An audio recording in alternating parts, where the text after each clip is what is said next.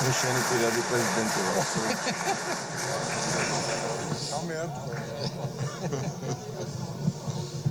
ოცნების პირადმა პრეზიდენტმა არალეგიტიმურ პარლამენტში გამართული ეგრეთ წოდებული ინაუგურაციიდან რამდენიმე საათში ადამიანების უფლებების შემზღუდავ რეპრესიულ კანონს ხელი მოაწერა.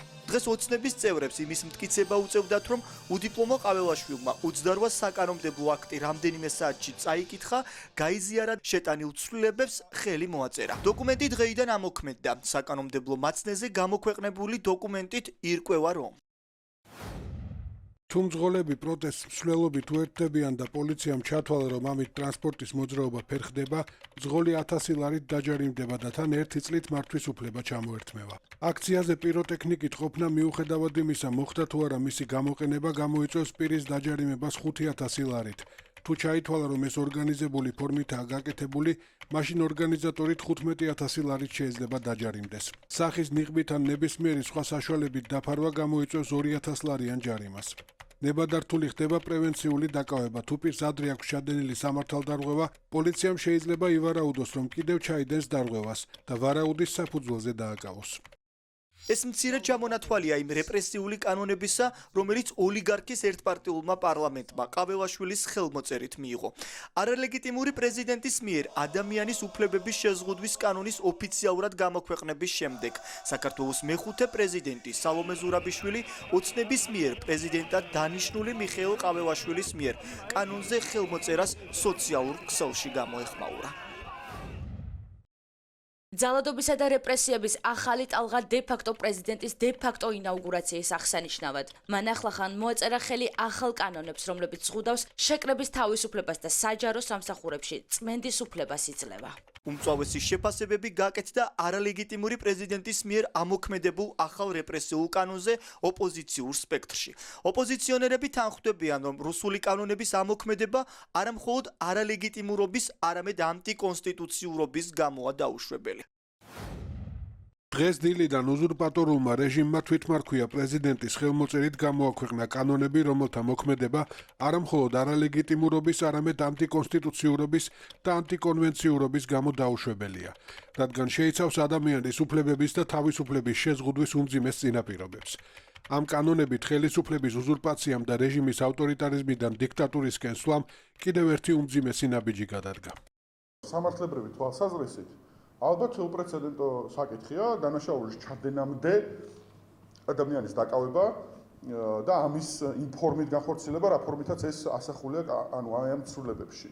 აქ ძალიან ბევრი საკითხია, რომელიც რეპრესიული ხასიათის მატარებელია და მე მქონდა რა თქმა უნდა მოლოდინი, რომ პირველი საკითხი, რასაც ყაველაშვილი ხელს მოაწერდა, იქნებოდა ეს ცვლილებები კანონმდებლობაში. მაგრამ არაუშავს, ამით არავინ არ შეშინდება. რეპრესიული, შემზღუდავი, სადამსჯელო, არადემოკრატიული, ასე აფასებენ არასამთავრობო ორგანიზაციების წარმომადგენლები ოცნების რეპრესიულ კანონს.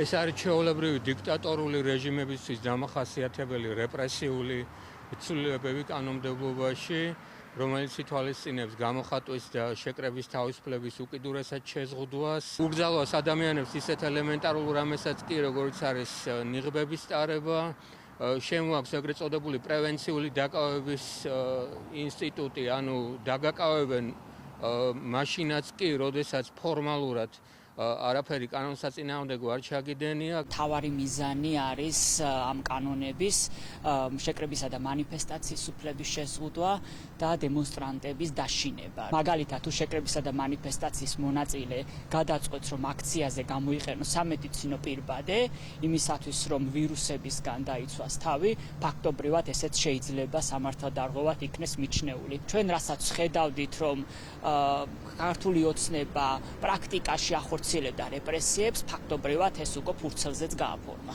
ერთპარტიული პარლამენტის მიერ მიღებულ კანონს გამოეხმაურნენ სამოქალაქო აქტივისტებიც. ის მოქალაქეები, რომლებიც უკვე 33 დღეა გაყალბებულ არჩევნებს აპროტესტებენ. სტუდენტები ფიქრობენ, რომ მსგავსი დრაკონული კანონების ამოქმედება არალეგიტიმური ოცნების მხრიდან ემსახურება საზოგადოების დაშინებას. ჩვენ ნახეთ, როგორ შეუძლია წერა-კითხვა და განსაკუთრებით კითხვა მიხეილ ყაველაშვილს, საქართველოს ეგრეთ წოდებულ პრეზიდენტს, თვითგამოცხადებულს.